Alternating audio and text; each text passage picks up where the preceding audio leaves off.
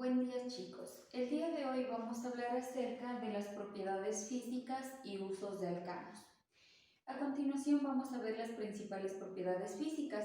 Recordemos qué es una propiedad física. Las propiedades físicas son características que presentan en este caso los compuestos orgánicos, que son los alcanos, y son propiedades que nosotros las podemos observar o determinar a través de los órganos de los sentidos. ¿Sí? En este caso sería la vista, el olfato, el tacto, el oído.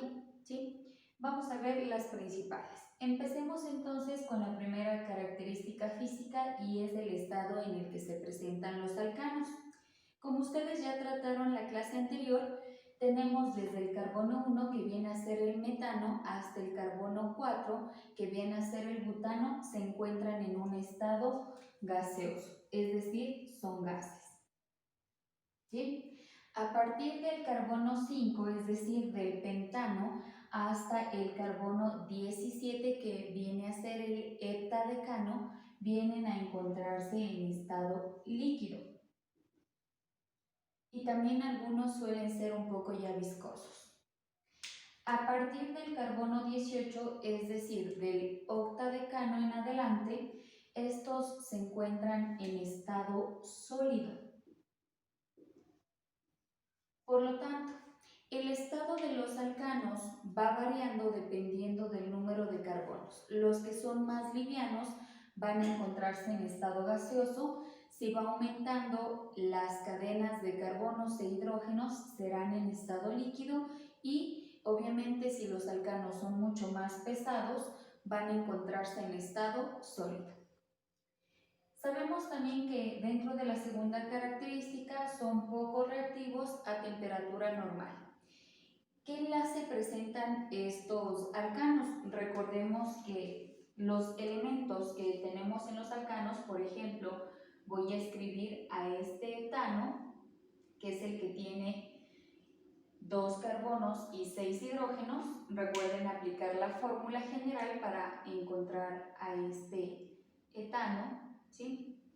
Lo que hice es obviamente utilizar los 2 carbonos. En este etano, si yo observo en mi fórmula abierta, ¿sí? Voy a tener el enlace simple, ya que de esta manera se encuentran los alcanos. Y voy a tener los hidrógenos que se encuentran enlazándose a cada carbono, ¿sí? Por lo tanto, ustedes saben que este hidrógeno viene a ser un no metal y también este carbono es un no metal. Al momento que se unen estos dos no metales, se va a formar este tipo de enlace que viene a ser de tipo covalente. O también cuando se une el carbono con el carbono, ya que vienen a ser también no metales. Por lo tanto, son poco reactivos a temperatura normal. Sabemos también que son malos conductores de calor y electricidad. ¿A qué se debe esto? Uno, a que tienen el enlace que viene a ser de tipo covalente, pero también recordemos que son malos conductores de calor y electricidad porque no presentan iones, ¿sí? No forman iones. Es decir, no tienen cargas en este caso iónicas, ¿sí? Que atraigan la electricidad o el calor. Son solubles en disolventes no polares. ¿Qué son los disolventes no polares? Recordemos que vienen a ser solventes de tipo orgánicos, ¿sí? Como ejemplos ya habíamos visto que son de tipo orgánicos el éter, el éster, el cloroformo, el alcohol, que vienen a ser también de tipo orgánico. Lo orgánico disuelve a lo orgánico, en este caso también los alcanos son hidrocarburos y son compuestos orgánicos. Hablando del punto de fusión y punto de ebullición, recordemos qué es el punto de fusión, ¿sí? Entonces, el punto de fusión, si ustedes recuerdan, es la temperatura que se necesita para cambiar, ¿sí? De lo que sería de un estado sólido a un estado líquido, ¿sí? Es la temperatura necesaria. Ahora, ¿qué es el punto de ebullición? Sí, también se le conoce como la temperatura a la que hierve, en este caso un líquido, y se convierte en un gas. Por lo tanto, el punto de ebullición es la temperatura que necesita algún compuesto para pasar de su estado líquido a su estado gaseoso o de gas. ¿Sí? Una vez explicado esto, en cuanto a los alcanos, el punto de fusión y el punto de ebullición depende del número de carbonos, ¿sí? Si aumenta el número de carbonos, aumenta también el punto de fusión y el punto de ebullición. Entonces, les voy a aplicar un ejemplo para que ustedes puedan observar. Voy a tener aquí lo que sería el butano y voy a tener el octano. ¿Sí? El butano, si ustedes recuerdan, es el alcano que tiene 4 carbonos, por lo tanto, aplicando la fórmula, me queda C4H10, la fórmula molecular de este butano. Y el octano viene a ser el que tiene 8 carbonos y 18 hidrógenos. ¿Sí?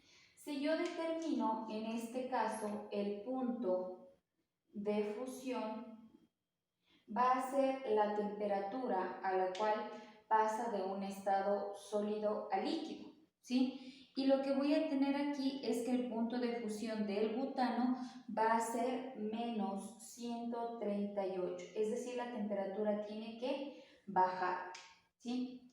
¿Para qué? Para que pueda cambiar de un estado a otro. Pero en este caso la temperatura, ¿sí? En el caso del octano, que tiene más carbonos, va a ser mucho más alta, ¿sí? Hagamos la referencia, sabemos en este caso que en las temperaturas que son de tipo negativas, obviamente la del octano viene a ser más alta, ¿sí? Porque va en referencia a llegar a un punto cero. Ahora, si yo hablo del punto de ebullición, es decir, la temperatura a la que hierve, ¿sí? Y depende también del número de carbonos. El ejemplo del butano, el butano hierve a 0 grados centígrados. En este caso, en cambio, el octano viene a hervir a 126 grados centígrados. Es una temperatura mucho más elevada. ¿Sí? ¿Por qué? Porque aumenta el número de carbonos e hidrógenos y eso implica que deba tener mayor cantidad de temperatura para poder cambiar y modificar de estado líquido a estado gaseoso. De igual manera pasa con la densidad. Sabemos que la densidad, ¿sí?, viene a ser determinar si algún compuesto es más ligero o más pesado. ¿Cuál de ellos creen que es más pesado? ¿El butano o el octano? Claramente el butano es más liviano porque tiene menos cantidad de carbonos e hidrógenos, mientras que el octano va a ser un poco más pesado. ¿Qué es más? El butano se encuentra en estado gaseoso y el octano, en este caso, de forma natural, lo vamos a encontrar en estado, lo que sería líquido. Y que es más, este octano es la gasolina que la conocemos comúnmente, ¿sí? La densidad en referencia, ¿sí?, va a ser, en este caso, la densidad no tenemos, el dato viene a ser de 0% la densidad, mientras que en el octano es 0,703, ¿sí? Ha aumentado la densidad, sabemos que el octano es mucho más pesado.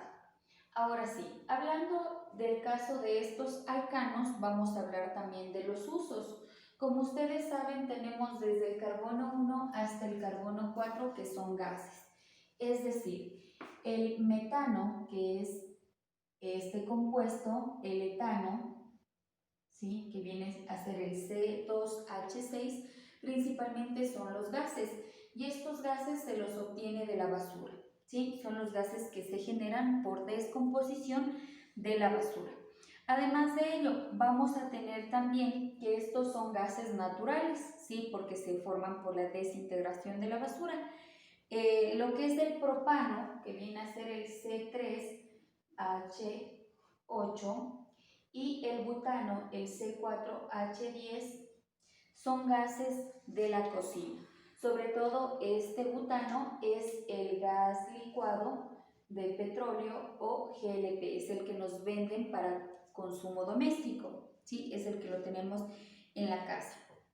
También se los utiliza estos dos gases en calefactores, ¿sí? Para uso, en este caso también puede ser comercial. Ahora, si hablamos ya de los carbono 5 a carbono 17, sabemos que los de carbono 5, es decir, el pentano, el hexano, el octano, van a ser principalmente combustibles. Del C5 más o menos al C8 van a ser combustibles.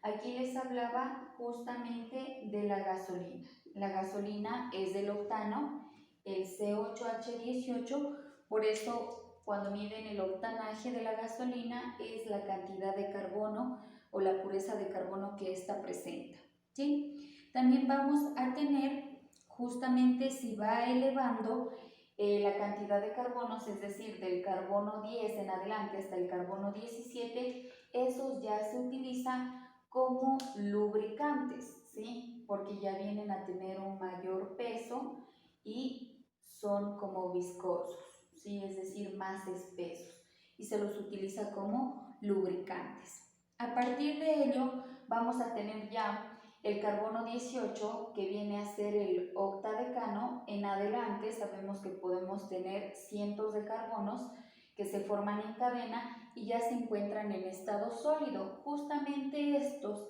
son los que se encuentran para hacer el asfalto, ¿sí? El asfalto de las vías, o también lo que conocemos como parafinas, ¿sí? Las parafinas también son conocidas como ceras, ¿sí? Eso es lo que podemos determinar en esta clase acerca de las propiedades físicas y los usos de los alcanos. Les voy a comentar que para la siguiente clase estaríamos tratando acerca de las propiedades químicas, es decir, cómo reaccionan estos alcanos. Van a identificar dos propiedades químicas principales que vienen a ser la combustión y también lo que se conoce como halogenación. Entonces, vamos a buscar un poco de información para el siguiente tema. Que tengan un buen día.